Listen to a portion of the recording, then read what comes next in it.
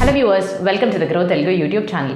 ఎప్పటికప్పుడు మేము foreign institution investors and domestic institution investors అసలు ఈ క్వార్టర్లోనో లేకపోతే మంత్ వైజ్గానో వాళ్ళ యొక్క హోల్డింగ్స్ ఏ కంపెనీస్లో పెంచుకుంటున్నారు, తగ్గించుకుంటున్నారు అనే వివరాలతోటి అందులో నుంచి కొన్ని ఫిల్టర్స్ని వేసి కొన్ని స్టాక్స్ తోటి మేము ముందుకు రావడం జరుగుతుంది. అయితే ఈరోజు ఈ వీడియోకి ఆధారంగా కానీ చూసినట్టయితే అసలు ఈ ఎఫ్ఐఐ అండ్ డిఐఐ వాళ్ళు ఎలాగా లాస్ట్ ఆగస్ట్లోని ప్రవర్తించారు అండ్ ఏ స్టాక్స్ గురించి ఈరోజు మనం తెలుసుకోబోతున్నాం అనేది చూసేద్దాము. ఫారిన్ ఇన్స్టిట్యూషన్ ఇన్వెస్టర్స్ అంటే ఎవరు? మన దేశంలో కాకుండా విదేశాల్లోని వాళ్ళ యొక్క హెడ్ క్వార్టర్స్ని పెట్టుకుని హెడ్జ్ ఫండ్స్ కానివ్వండి, పెన్షన్ ఫండ్స్ కానివ్వండి, మ్యూచువల్ ఫండ్స్ కానివ్వండి, ఇంటర్నేషనల్ ఇన్సూరెన్స్ కంపెనీస్ నుంచి బ్యాంక్స్, ఫినాన్షియల్ ఇన్స్టిట్యూషన్స్ ఏవైతే విదేశాల్లోని క్వార్టర్స్ని పెట్టుకుని మన దేశంలో ఇన్వెస్ట్మెంట్స్ చేస్తారో ఆ పర్టికులర్ కంపెనీస్ అన్నింటినీ కూడా ఫారిన్ ఇన్స్టిట్యూషన్ ఇన్వెస్టర్స్ అని అంటాం. ఇవే కానీ మన దేశంలోనే స్థాపించి బ్యాంక్స్ కానీ, ఫినాన్షియల్ ఇన్స్టిట్యూషన్స్ కానీ, మ్యూచువల్ ఫండ్ హౌసెస్ కానీ, పెన్షన్ ఫండ్స్ కానీ వీళ్ళందరూ కూడా మన దేశంలోంచే పుట్టి మన దాంట్లోనే ఇన్వెస్ట్మెంట్స్ చేస్తున్నారంటే వాళ్ళందరినీ డొమెస్టిక్ ఇన్స్టిట్యూషన్ ఇన్వెస్టర్స్ కింద మనం క్లాసిఫై అయితే చేస్తాం. ఎన్ఎస్సి అండ్ బిఎస్సిలో జరిగే ట్రేడింగ్ యాక్టివిటీలోని ఒక మంత్లోని net buyers or net sellers or net trading యాక్టివిటీలోని ఎక్కువ మోతాదులోని ఇన్ఫ్లుయెన్స్ చేయగలిగిన వాళ్ళు ఈ రెండు పార్టీస్. అయితే ఆగస్ట్ 2023 కానీ ఫారిన్ ఇన్స్టిట్యూషన్ ఇన్వెస్టర్స్ యొక్క ట్రేడింగ్ యాక్టివిటీ కానీ చూస్తే వాళ్ళు నెట్ సెల్లర్స్ అంటే దాదాపుగా 2973 కోట్లని ఈక్విటీస్ మన దేశంలో సెల్ చేసేసి 4 నెలలకి సరిపడా ఈ నెలలోనే లోని టచ్ అయింది. ఫారిన్ ఇన్ఫ్లోస్ మన దేశానికి 122.52 బిలియన్ని టచ్ అయింది. అయితే ఇదొక సైడ్ ఉండగా డొమెస్టిక్ ఇన్స్టిట్యూషన్ ఇన్వెస్టర్స్ పరంగా కానీ మనం చూసినట్టయితే దాదాపుగా 4,383 క్రోర్స్ నెట్ ఇన్వెస్ట్మెంట్స్ చేసి నెట్ బయర్స్గా నిలిచారు. అయితే ఇలాగా నెట్ ఇన్వెస్ట్మెంట్స్ చేసి చాలా వరకు తగ్గిపోయింది కదా. అసలు ఏం చేస్తున్నారు ఆర్ ఎలా ఉండబోతుంది ఆర్ ఏ కంపెనీస్లోని ఎలా ఇన్వెస్ట్మెంట్స్ చేశారు? నేను ఇప్పుడు 3 స్టాక్స్ ఎంచుకుని మేము ముందుకు వచ్చాను. ఈ 3 స్టాక్స్లో కూడా foreign institution investors, direct domestic institution investors వీళ్ళిద్దరూ కూడా వాళ్ళ యొక్క స్టేక్స్ని మనం పెంచుకోవడమే చూసాము లాస్ట్ మంత్లోని లాస్ట్ క్వార్టర్కి సంబంధించినంత వరకు. సో మేము అప్లై చేసిన ఫిల్టర్స్ కానీ చూస్తే మార్కెట్ క్యాపిటలైజేషన్ 5,000 కోట్ల నుంచి 20,000 కోట్ల మధ్యలో ఉంది. డెట్ ఈక్విటీ రేషియో 1 కన్నా తక్కువ ఉంది. అండ్ అలానే లాస్ట్ 5 years యొక్క సేల్స్ యొక్క కాంపౌండ్ యాన్యువల్ గ్రోత్ 15% కన్నా ఎక్కువ ఉంది. అండ్ వీళ్ళ ఎఫ్ఐఐ కానీ డిఐఐ యొక్క హోల్డింగ్స్ కానీ మనం తీసుకుని చూసినట్లయితే 2% కన్నా ఎక్కువ ఉంది. అయితే మేము థర్డ్గా మెన్షన్ చేయబోయే స్టాక్ యొక్క వాల్యూ స్టాక్ యొక్క పరంగా కానీ చూసినట్టయితే ఈ కంపెనీ యొక్క స్టాక్లోని ఎఫ్ఐఐ అండ్ డిఐఐ వాళ్ళు ఎక్కువ మోతాదులోని ఇన్వెస్ట్మెంట్స్ చేసినట్టుగా తెలుస్తుంది. సో ఇంకెందుకు ఆలస్యం వెళ్ళిపోదాం మా వీడియోలోకి. కానీ మీరు కానీ ఇక మా గ్రో తెలుగు యూట్యూబ్ ఛానల్కి సబ్స్క్రైబ్ చేసుకోకపోతే తెలుసు కదా, బెల్ ఐకాన్ని క్లిక్ చేసుకోండి. ఎందుకంటే ఇక్కడ ఎంతో ఇంపార్టెంట్ ఇన్ఫర్మేటివ్ కంటెంట్ని ఎప్పటికప్పుడు మేము ముందుకు తీసుకొస్తూనే ఉంటాం. అండ్ ఈరోజు మనం చూడబోయేది ఏవైతే 3 స్టాక్స్లోని ఎఫ్ఐఐ వాళ్ళు, డిఐఐ వాళ్ళు వాళ్ళ యొక్క స్టేక్స్ని పెంచుకున్నారనేది.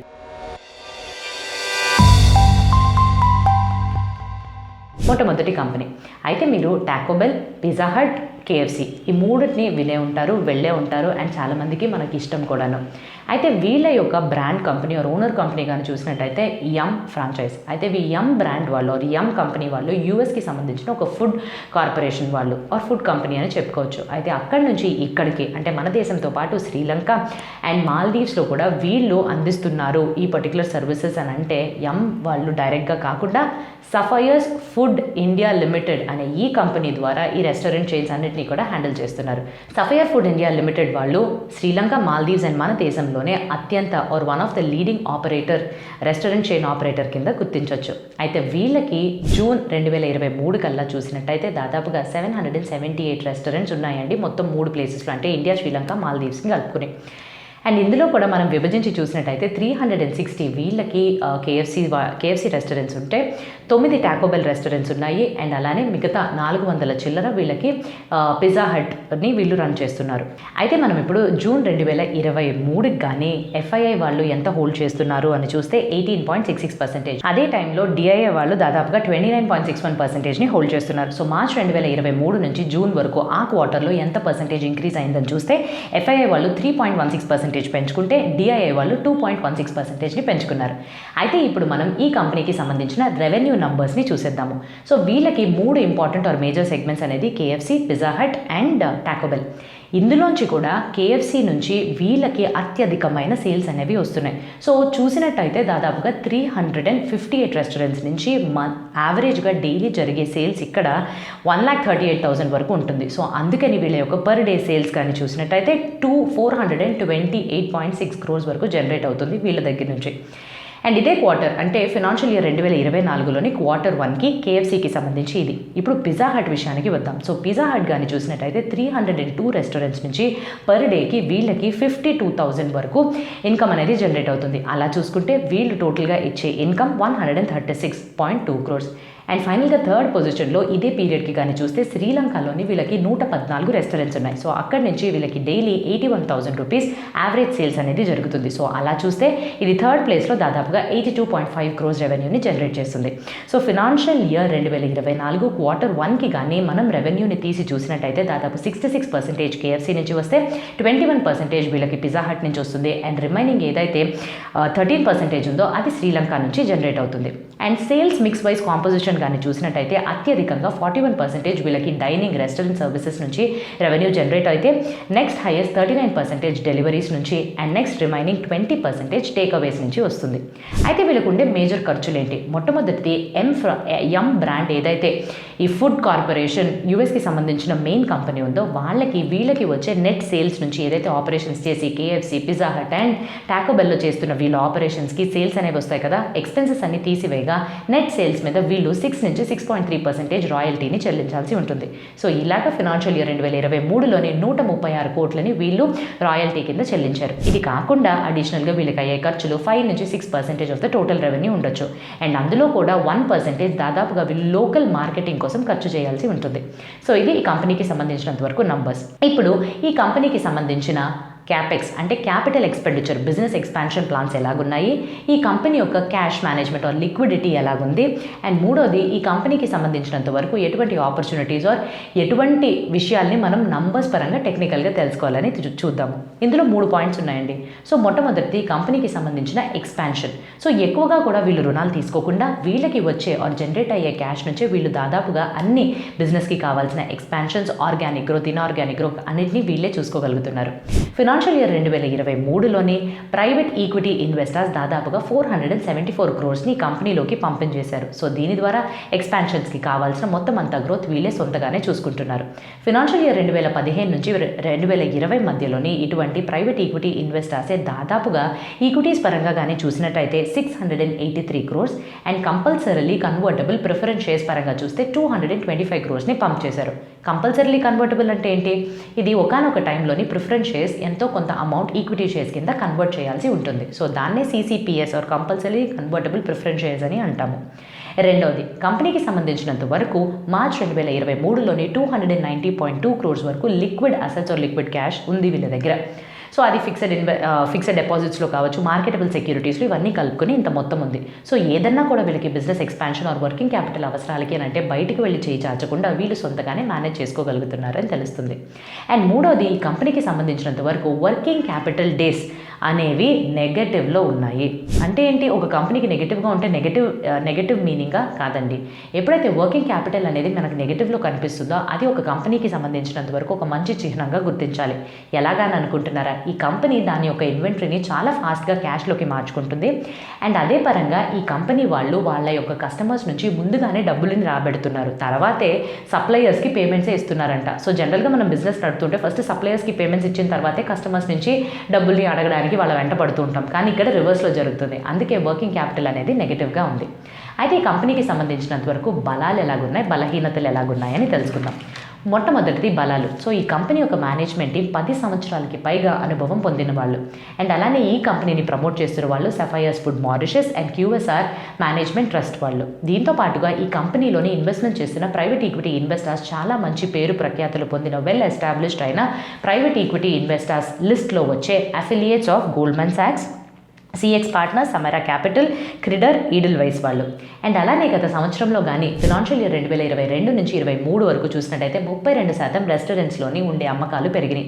దీనికి వెనకాతల రీజన్స్ మొట్టమొదటి రెస్టారెంట్స్ యొక్క నంబర్ పెరిగింది. 579 రెస్టారెంట్స్ మాత్రం కాస్త 743 రెస్టారెంట్స్కి పెరిగింది. అండ్ అలానే ఇక్కడ జనరేట్ అయ్యే రెవెన్యూ కూడా 1,715 crores నుంచి 2,257 crores వరకు పెరిగింది మనం చూసాము. దీనికి మెయిన్ రీజన్ ఏంటండి? కొత్త ప్రోడక్ట్స్ని వీళ్ళు ఇన్వాల్వ్ చేసి మంచిగా మన ముందుకు తీసుకొచ్చారు. అండ్ అదే టైంలోని ఎక్కువగా మార్కెటింగ్ పరంగా కూడా ఖర్చులు చేశారు. సో ఈ 2 కారణాల వల్ల ఇంత ఎక్కువ రీచ్ అనేది వీళ్ళు చూడగలిగారు. అండ్ మూడవది వీళ్ళకుండే ఎబిటా రేషియో 17.8% నుంచి 19% వరకు పెరిగింది. దీనికి ముఖ్యమైన కారణం ఫిక్స్డ్ కాస్ట్ని వీళ్ళు తగ్గించుకోవడమే. అయితే రిస్క్స్ పరంగా ఎటువంటి రిస్క్ని వీళ్ళు ఎదుర్కోవాలి? మీడియం టర్మ్లో కానీ చూసినట్టయితే ఎంతో ఉండే ఒప్పందాల ప్రకారంగా కొత్త క్లాస్ని ఇంక్లూడ్ చేసి వచ్చే 3-4 సంవత్సరాల్లో వీళ్ళకు ఉండే రెస్టారెంట్స్ చైన్ని కాస్త డబుల్ ద నంబర్ చేయాలి, ఇంకా అన్ని రెస్టారెంట్స్ని తీసుకురావాలి అనే క్లాస్ ఉండడం వల్ల ఇక్కడ కొంచెం వీళ్ళు ఎలా పర్ఫామ్ చేస్తారు అని మనం వేచి చూడాల్సిన విషయమే. రెండవది, ఈ సెక్టార్లోని unorganised food quick service restaurants, అంటే ఈ ఫుడ్ జాయింట్లో ఆర్ ఫుడ్ ఇండస్ట్రీకి సంబంధించి వివిధ రకాల మెక్డానల్డ్స్ తీసుకోవచ్చు, బర్గర్ కింగ్ కావచ్చు, అండ్ వీళ్ళందరూ కూడా డామినోస్ వాళ్ళు కూడా చాలా గట్టి పోటీని ఇస్తున్నారు. వీళ్ళని దాటుకొని మార్జిన్స్ని ఎలా వీళ్ళు మెయింటైన్ చేస్తారు, ఎంత ప్రెషర్ వరకు తీసుకోగలుగుతారని వేచి చూడాలి. అండ్ మూడవది, ఎక్కువ మోతాదులో వీళ్ళకి వస్తున్న రెవెన్యూ కేఎఫ్సీ నుంచి. కానీ కేఎఫ్సీలో కొన్ని విషయాలపైన మనకి కంట్రోల్ అనేది ఉండదు. సో ఇక్కడ సప్లై అవుతున్న చికెన్ చాలా విషయాలకి గురవుతూ ఉంటుంది. కొన్నిసార్లు బర్డ్ ఫ్లూ రావచ్చు, కొన్నిసార్లు ఎటువంటి కలామిటీస్ వల్ల కూడా ఈ బర్డ్ సప్లై కానీ తగ్గిపోతే అప్పుడు ఈ రెవెన్యూ అండ్ ప్రాఫిట్స్ అనేవి చాలా నష్టాలకి గురవుతుంది. అయితే ఇప్పుడు మనం వీళ్ళ యొక్క పోటీదారులతోటి కంపేర్ చేసి చూసుకుందాం. Jubilant foods and Devyani international food limited, వీళ్ళిద్దరితో కానీ పోల్చి చూసినట్టయితే సెఫైర్ ఫుడ్ వాళ్ళ యొక్క PE ratio and debt equity ratio రెండు తక్కువగానే ఉన్నాయి. అలానే కూడా చూసినట్టయితే సేల్స్ 5 years యొక్క compounded annual growth rate, return on equity మిగతా కంపెనీస్కే ఎక్కువ ఉన్నాయి. కాకపోతే foreign institutional investors, domestic institutional investors రెండు కూడా ఈ కంపెనీలోనే ఇన్వెస్ట్మెంట్ చేయడానికే ఎక్కువగా ఇంట్రెస్ట్ని చూపిస్తున్నారని తెలుస్తుంది. అండ్ ఫైనల్గా ఈ కంపెనీ యొక్క స్టాక్ పర్ఫార్మెన్స్ గత 1 yearలోని వీళ్ళ యొక్క స్టాక్ 0.66% మాత్రమే రిటర్న్ ఇస్తే లిస్టింగ్ 2021లో అయింది. అప్పటి నుంచి ఇప్పటిదాకా 4.23% అబ్సల్యూట్ రిటర్న్ ఇచ్చింది ఈ కంపెనీ. ఇప్పుడు మనం కంపెనీ నెంబర్ 2 గురించి చూసేద్దాం. కంపెనీ నెంబర్ 2 ఏదైతే రైల్వేస్కి సంబంధించి మన ఇండియన్ రైల్వేస్కి ప్యాసింజర్ కోచెస్ నుంచి ఫ్రైట్ వేగన్స్, దీంతో పాటుగానే వివిధ రకాల ఎలక్ట్రిక్ స్పెషలైజ్డ్ పరికరాలని తయారు చేసి షిప్స్తో పాటుగానే రైల్వేస్కి సంబంధించిన అన్ని ఎలక్ట్రికల్ ఎక్విప్మెంట్స్ని కూడా తయారు చేసి మెట్రోస్కి అన్ని కూడా వీళ్ళు సప్లై చేస్తున్నారు. అయితే ఈ కంపెనీ పేరే Titagarh rail system limited. Titagarh rail system limited వాళ్ళు లాస్ట్ ఇయర్ అంటే May 2022లోని ఇండియన్ రైల్వేస్ నుంచి ఒక పెద్ద కాంట్రాక్ట్ని చేజిక్కించుకున్నారు. ఈ కాంట్రాక్ట్ యొక్క ఆధారంగా వీళ్ళు వ్యాగన్స్ని 24,177 వ్యాగన్స్ని వీళ్ళు తయారు చేయాల్సి ఉంటుంది. సో దీని యొక్క మొత్తం విలువ, ఈ కాంట్రాక్ట్ విలువ 7,800 crores. ఇందులో వీళ్ళకి వచ్చే షేర్ 32%. ఇక్కడితో ఆగిపోకుండా ఈ కంపెనీ ప్లస్ బేల్ వాళ్ళు ఇద్దరూ కలిపి మన ఇండియన్ రైల్వేస్ నుంచి 80 వందే భారత్ ట్రైన్స్ని తయారు చేసి ఇచ్చే విధంగా కాంట్రాక్ట్ని పొందారు. సో దీని యొక్క ఫలితంగా చూస్తే ఈ కాంట్రాక్ట్లోని ఈ టిటాగర్ వాళ్ళకి 51% షేర్ అనేది ఉంది. కాంట్రాక్ట్ యొక్క మొత్తం విలువ 23,100 crores. అండ్ ఈ కాంట్రాక్ట్ నెక్స్ట్ 35 years వరకు మెయింటెనెన్స్ కూడా చేయాల్సిందిగా ఈ ఒప్పందంలో ఒక భాగంగా ఉంది. అయితే వీళ్ళకి 4 చోట్ల మ్యానుఫ్యాక్చరింగ్ ఫెసిలిటీస్ ఉన్నాయండి. ఒకటి టిటాగర్, ఇంకోటి ఉత్తర్పర అండ్ ఇంకొకటి రాజస్థాన్లోని. ఇక్కడ ఉండే కెపాసిటీ కానీ చూసినట్టయితే 8,400 వ్యాగన్స్ని వీళ్ళు తయారు చేస్తారు, 200 మెట్రో కోచెస్ అండ్ అలానే 36 electric multiple unit coaches. So ఇప్పుడు FII, DII వాళ్ళు ఎలాగా హోల్డింగ్స్ చూస్తున్నారో చెక్ చేద్దాం. జూలై 2023లోని ఫారిన్ ఇన్స్టిట్యూషనల్ ఇన్వెస్టర్స్ ఈ కంపెనీలో 12.6% హోల్డ్ చేస్తే డొమెస్టిక్ ఇన్స్టిట్యూషనల్ ఇన్వెస్టర్స్ 9.10% హోల్డ్ చేస్తున్నారు. సో లాస్ట్ క్వార్టర్లో ఎంత ఇంక్రీజ్ అయిందనంటే ఫారిన్ ఇన్స్టిట్యూషనల్ ఇన్వెస్టర్స్ 6.53% ఇంక్రీజ్ని చూస్తే డొమెస్టిక్ ఇన్స్టిట్యూషనల్ ఇన్వెస్టర్స్ 2.49% ఇంక్రీజ్ని చూశారు. సో ఈ కంపెనీ యొక్క రెవెన్యూ నెంబర్స్ని తెలుసుకుందాం. సో ఈ కంపెనీ 2 సెగ్మెంట్స్లో ఆపరేట్ చేస్తుంది. ఒకటి ఫ్రైట్ రోలింగ్ సిస్టమ్, ఇంకోటి passenger rolling system. Freight rolling సిస్టమ్స్లోని కోచెస్, వ్యాగన్స్ అండ్ కప్లర్స్ని వీళ్ళు ప్రొడ్యూస్ చేస్తారు. కప్లర్స్ అంటే రైల్ వాహనాల్ని రెండింటిని కలపడానికి మన మధ్యలో వాడే పరికరాలని కప్లర్స్ అని అంటాము. అండ్ అలానే ఈ ప్యాసింజర్ రోలింగ్ స్టాక్స్కి సంబంధించినంత వరకు మోనో రైల్స్లోని, మెట్రోలోని, మామూలు ట్రైన్స్కి కావాల్సిన ప్యాసింజర్ కోచెస్ని చాలా ఆధునికంగా తయారు చేసి వీళ్ళు ఇస్తున్నారు. అండ్ అలానే ఫినాన్షియల్ ఇయర్ 2023లోని వీళ్ళు జనరేట్ చేసిన మొత్తం రెవెన్యూ వాల్యూ 27,546 crores. ఇందులోని వీళ్ళకి దాదాపుగా 54% ఫ్రైట్ రోలింగ్ స్టాక్ నుంచి వస్తే 46% ప్యాసింజర్ రోలింగ్ స్టాక్ నుంచి వచ్చింది. అయితే Q1 ఫినాన్షియల్ ఇయర్ 2024 కల్లా ఈ పర్సెంటేజెస్ తలకిందులైపోయినాయి. ఫ్రైట్ నుంచి అత్యధికంగా వీళ్ళకి 82% వస్తే మిగతాది మొత్తం 18% ప్యాసింజర్ రోలింగ్ స్టాక్ నుంచి వస్తుంది. అయితే ఈ కంపెనీకి సంబంధించినంత వరకు నంబర్స్ ఎలాగున్నాయి, స్ట్రెంగ్స్ ఎలాగున్నాయని చూద్దాం. అయితే ఈ కంపెనీ బలాల పరంగా కానీ చూసినట్టయితే జూన్ 2023లో స్టాండర్లోన్ బేసిస్గా 28,000 కోట్లు వీళ్ళ యొక్క అన్ఎగ్జిక్యూటెడ్ ఆర్డర్ బుక్ ఉంది. సో ఇందులో కానీ పర్సంటేజ్ పరంగా చూస్తే 49% ఫ్రైట్ రోలింగ్ స్టాక్ నుంచి వస్తే 51% ప్యాసింజర్ రోలింగ్ స్టాక్ నుంచి వీళ్ళకి లభిస్తుంది. ఇక్కడితో ఆగిపోకుండా వీళ్ళ యొక్క ఫినాన్షియల్ ప్రొఫైల్ కూడా చాలా మంచిగా ఉందండి. అంటే ఆపరేటింగ్ పర్ఫార్మెన్స్ కూడా బాగుంది అండ్ క్యాపెక్స్ కూడా వీళ్ళకి చాలా లిమిటెడ్గానే వాళ్ళకి వచ్చే క్యాష్ జనరేషన్ నుంచి 80 నుంచి 100 crores మధ్యలోనే వీళ్ళు ఇన్వెస్ట్మెంట్ చేయడానికి సిద్ధపడుతున్నారు. అండ్ దీంతో పాటుగానే ఈ కంపెనీ యొక్క వర్కింగ్ క్యాపిటల్ డేస్ని 106 రోజుల నుంచి 46.9 రోజుల కింద మార్చుకున్నారు. అంటే ఎఫిషియెంట్గానే ఆపరేట్ చేస్తున్నారని అర్థం అనమాట. అండ్ నెక్స్ట్ ఈ కంపెనీ పరంగా కానీ మనం ఇప్పుడు బలాల్ని ఎంచి చూద్దాం. 3 విషయాలు ఇక్కడ వీళ్ళకి బలంగా ఉంది. మొట్టమొదటి నేను చెప్పినట్టుగానే వందే భారత్ ట్రైన్స్ అవనండి, మన ఇండియన్ రైల్వేస్లోని వేగన్స్కి సంబంధించిన కాంట్రాక్ట్ని కూడా చేజెక్కించుకున్నారు. సో ఇవన్నీ చూస్తుంటే మీడియం టర్మ్కి చాలా మంచిగానే విజిబిలిటీ తోటి కంటిన్యూ చేస్తారు. అండ్ కేవలం ఇండియన్ రైల్వేస్ మాత్రమే కాకుండా మొట్టమొదటి 2019లోని మెట్రోకి కావాల్సిన కోచెస్ అన్నీ కూడా వీళ్ళు తయారు చేసే విధంగా కాంట్రాక్ట్ని మహారాష్ట్ర మెట్రో రైల్ కార్పొరేషన్ నుంచి సంపాదించుకున్నారు. చాలా ఆధునికంగా మంచిగా టైంకి ఎగ్జిక్యూట్ చేసి ఇవ్వడంతో ఇంకా అన్ని రాష్ట్రాలకి సంబంధించిన మెట్రో కార్పొరేషన్స్ కూడా ముందుకొచ్చి సూరత్, అహ్మదాబాద్, బెంగళూరు, చెన్నై వాళ్ళు కూడా వీళ్ళకి కాంట్రాక్ట్స్ని ఇవ్వడం జరిగింది. సో ఇలా చూసుకుంటే వీళ్ళ యొక్క కస్టమర్ బేస్ అనేది డైవర్సిఫై అయ్యి ఒకే రకంగా ఒకే వాళ్ళ దగ్గర నుంచి కాకుండా వివిధ రకాల వాళ్ళ దగ్గర నుంచి కూడా తీసుకుంటున్నారు. అండ్ ఇటీవలే వీళ్ళు ఆర్కే ఫోర్జింగ్స్తో చేతులు కలిపి ఇంకొక రాబోయే 2-3 సంవత్సరాల్లోని ఫోర్జ్డ్ టైర్స్ని కూడా వీళ్ళు తయారు చేసి మన ముందుకు తీసుకొచ్చే విధంగా సూచనలు తెలుస్తున్నాయి. ఆఖరిది కానీ చూసినట్టయితే రైల్వే ఇండస్ట్రీ గత యూనియన్ బడ్జెట్లో దాదాపుగా 2,40,000 కోట్లని రైల్వేస్కి కేటాయింపు చేయడం జరిగింది. అండ్ దీని ప్రకారంగా ఇప్పుడు ఏదైతే ఫ్రైట్తో పాటుగా అంటే ఈ కోచెస్ ఏదైతే ఫ్రైట్ ట్రాఫిక్ ఉంటుందో దాన్ని 27% ఉండేది కాస్త 45% 2030 లోపల ఇంక్రీజ్ చేయాలనే ప్రణాళికలు ఉన్నాయి. సో దీనితో పాటుగానే 34 చోట్ల మెట్రోస్ అనేవి అండర్ కన్స్ట్రక్షన్లో ఉంది. సో ఇవన్నీ కూడా చాలా బ్రైట్ అయిన అవకాశాలు చూపిస్తున్నట్టుగానే అర్థం కదండి. కాకపోతే కొన్ని సమస్యలు అనేవి తప్పవు. అవేంటి? మొట్టమొదటిది వీళ్ళు ఏవైతే ఎగ్జిక్యూట్ చేసి ప్యాసింజర్ కోచెస్ కానీ వ్యాగన్స్ని కానీ తయారు చేసి ఇవ్వడం అని అంటే చాలా ఎక్కువ టైం అనేది పట్టేస్తుంది. సో ఈ టైంలోని వీళ్ళు ఎక్కువగా డీల్ చేసే raw material steel and related products. So వీటి యొక్క ప్రైసెస్ కానీ ఎప్పుడైనా ఫ్లక్చువేట్ అయ్యిందని అనుకోండి, కస్టమర్స్కి ఎంత అది పాస్ చేయగలిగినప్పటికీ కూడా వీళ్ళ మార్జిన్స్ అనేవి ప్రెషర్లోకి వెళ్ళిపోతాయి. సో ఇది మొట్టమొదటిది ఇబ్బంది వీళ్ళు ఫేస్ చేయాల్సిందే.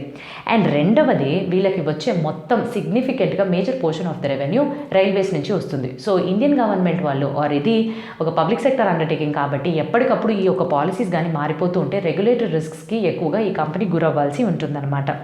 సో ఆర్డర్స్ అలాగే వస్తాయి అనే ఒక గ్యారంటీ కూడా ఉండదు కదా. సో ఎప్పుడైతే కొంచెం ప్రైవేట్ వాళ్ళు కూడా దీంట్లో కాంట్రిబ్యూట్ చేయడం మొదలు పెడతారో అప్పుడు వీళ్ళకి పోటీ అండ్ ఆ స్కోప్ అనేది కూడా తగ్గిపోతుంది. సో ఈ విషయం వల్ల వీళ్ళకి కొంచెం పోటీ అనేది ఎదుర్కోవాల్సి ఉంటుంది. ఇప్పుడు ఫైనాన్షియల్ నంబర్స్ మనం ఈ కంపెనీ వాళ్ళ యొక్క డైరెక్ట్ అయిన పోటీదారులైన BEML అండ్ జూపిటర్ వ్యాగన్స్ వాళ్ళతో కానీ పోల్చి చూసినట్టయితే టిటాగర్ వాళ్ళ యొక్క PE రేషియో చాలా తక్కువ ఉంది. 5 years యొక్క సేల్స్, 5 years యొక్క రిటర్న్ జూపిటర్ వ్యాగన్స్ వాళ్ళది ఎక్కువ ఉంది. And last 1 year stock performance చూస్తే మళ్ళీ టిటాగర్ వాళ్ళే బాగా పర్ఫామ్ చేసినట్టు తెలుస్తుంది. ఇప్పుడు స్టాక్ పర్ఫార్మెన్స్ని చూద్దాం. లాస్ట్ 1 yearలో వీళ్ళు 386.45% రిటర్న్ ఇచ్చారు. అండ్ వీళ్ళు 5 yearsలోని ఎంత స్టాక్ వీళ్ళ స్టాక్స్ రిటర్న్స్ ఇచ్చింది అని చూసినట్టయితే అబ్సల్యూట్ రిటర్న్స్ పరంగా చూస్తే 826% వరకు రిటర్న్స్ని ఇచ్చారు. ఇప్పుడు మనం మూడవ కంపెనీ ఏదైతే అత్యధికంగా foreign institutional investors, domestic institutional investors ఎక్కువ మోతాదులో ఇన్వెస్ట్మెంట్స్ చేశారో ఆఖరిగా చెప్తానన్నాను కదా. సో ఈ కంపెనీ పరంగా కానీ చూసినట్టయితే మన దేశంలోనే ఒక లీడింగ్ కంపెనీ ఏదైతే లాజిస్టిక్స్ అండ్ టెక్నాలజీ సొల్యూషన్స్ని బ్యాంక్స్కి అందిస్తారు, ఫినాన్షియల్ ఇన్స్టిట్యూషన్స్కి అందిస్తారు అండ్ ఆర్గనైజ్డ్ రీటైల్ అండ్ కామర్స్లోని వ్యవహరిస్తున్నారు. సో వీళ్ళ యొక్క సేవల పరంగా కానీ చూస్తే ఒకటేంటండి, చాలా రకాల సేవలు. ATM క్యాష్ మేనేజ్మెంట్తో మొదలుపెట్టి retail cash management, cash in transit, bank automation, ATM manage services, card management solutions, software solutions and remote monitoring technology solutions. So ఇక్కడ మేజర్గా కానీ మనం చూసినట్టయితే వీళ్ళకి ATM management, ATM cash management చేస్తారు, మేనేజ్ సర్వీసెస్ చేస్తారు. అయితే ఈ ATM క్యాష్ మేనేజ్మెంట్ అంటే ఏంటి? సో ATM క్యాష్ మేనేజ్మెంట్ అంటే మన దేశంలో ఉండే ATMs ఏవైతే సొంత ATMs కావచ్చు, అవుట్సోర్స్డ్ ATMs కావచ్చు, అన్నిట్లోనూ మనం క్యాష్ని బాగా మెయింటైన్ చేసి, హ్యాండిల్ చేసి, ఫిల్ చేసి, మళ్ళీ అందు నుంచి డ్రా చేసి ఈ పెద్ద ప్రాసెస్ ఉంటుంది కదా, ఈ మొత్తాన్ని వీళ్ళే చూసుకుంటారండి. సో ఇందులో కానీ వీళ్ళు చూసినట్టయితే cash replacements, deposit processing, first line maintenance అన్ని కూడా వీళ్ళు అందిస్తున్నారు. ఇప్పుడు రీటైల్ క్యాష్ మేనేజ్మెంట్ అంటే రీటైల్ కొట్టులోని ఏవైతే బిల్లింగ్ కౌంటర్స్లోని క్యాష్ని మేనేజ్ చేస్తుంటారు కదా, ఈ మొత్తం ప్రాసెస్ని కూడా వీళ్ళే మనకి మేనేజ్ చేసి మనం అవుట్సోర్స్ చేసి పెడతారు. సో మొత్తం ఆటోమేషన్తో సహా ఇక్కడ వీళ్ళు చాలా వరకు కూడా ఆటోమేషన్స్ చేసి వివిధ రకాల సేవల్ని కూడా అందిస్తున్నారు. సో వీళ్ళు ఎవరో కాదండి, CMS ఇన్ఫో సిస్టమ్స్ లిమిటెడ్ వాళ్ళు. అయితే CMS ఇన్ఫో సిస్టమ్స్ లిమిటెడ్ వాళ్ళలో కానీ మనం చూసినట్టయితే జూన్ 2023కి ఫారెన్ ఇన్స్టిట్యూషనల్ ఇన్వెస్టర్స్ 15.27%ని హోల్డ్ చేస్తే అదే టైంకి డొమెస్టిక్ ఇన్స్టిట్యూషనల్ ఇన్వెస్టర్స్ 20.96%ని హోల్డ్ చేస్తున్నారు. అండ్ గత క్వార్టర్ నుంచి ఎంత ఇంక్రీజ్ అని మనం చూసినట్టయితే 2.15% ఫారెన్ ఇన్స్టిట్యూషనల్ ఇన్వెస్టర్స్ ఇంక్రీజ్ చేస్తే డొమెస్టిక్ ఇన్స్టిట్యూషనల్ ఇన్వెస్టర్స్ 8.39%ని పెంచడం మనం చూసాము. సో వీళ్ళు మన దేశంలోనే అత్యంత పెద్ద కంపెనీ ఏదైతే క్యాష్ మేనేజ్మెంట్ చేస్తారు.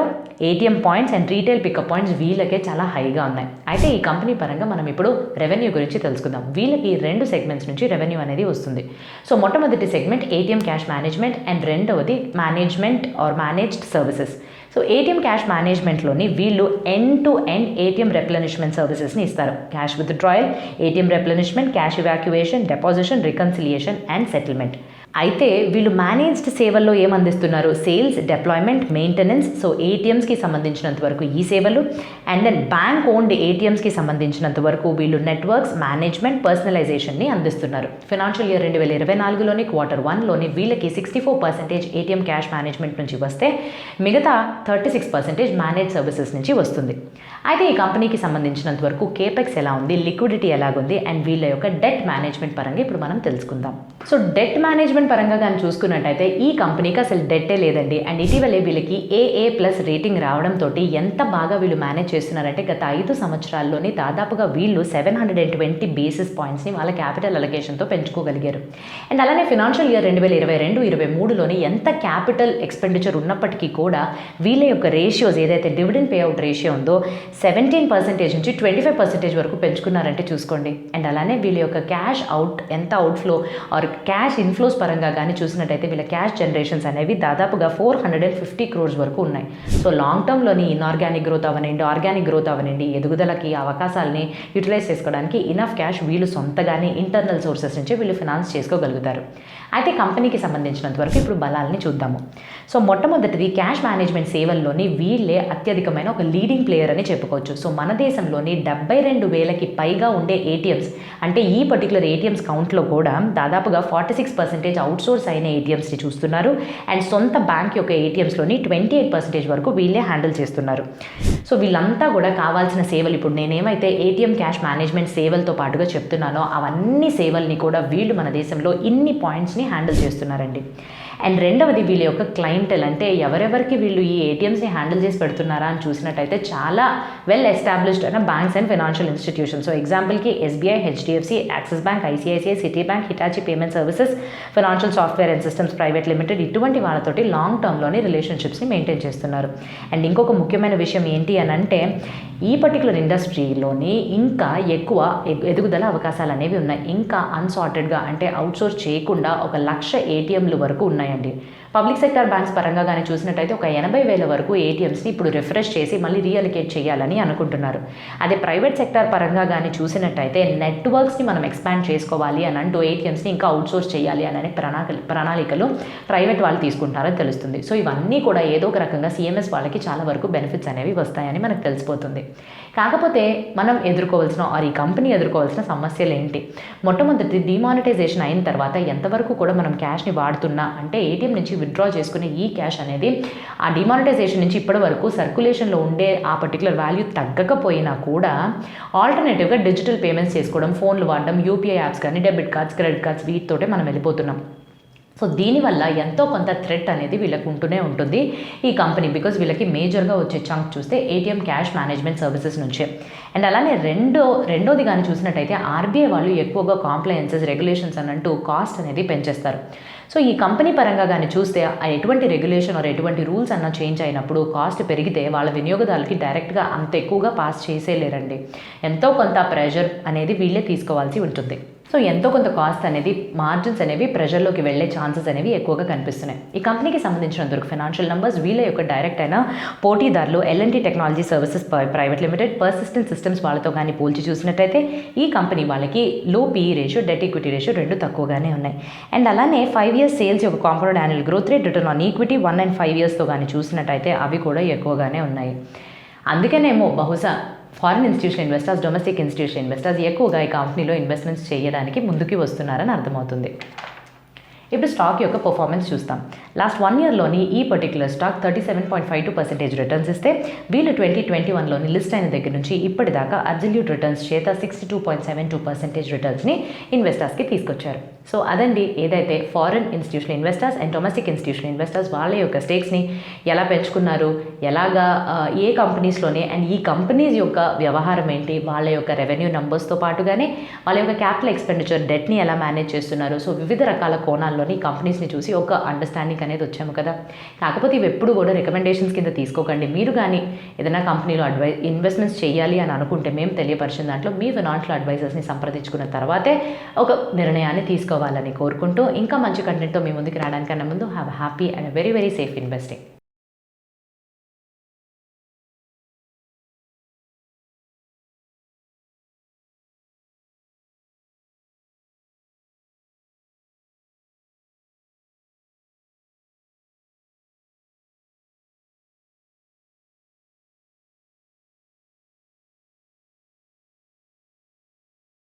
Investment in securities market are subject to market risks. Read all the related documents carefully before investing. Please read the risk disclosure documents carefully before investing in equity shares, derivatives, mutual fund, and or other instruments traded on the stock exchanges.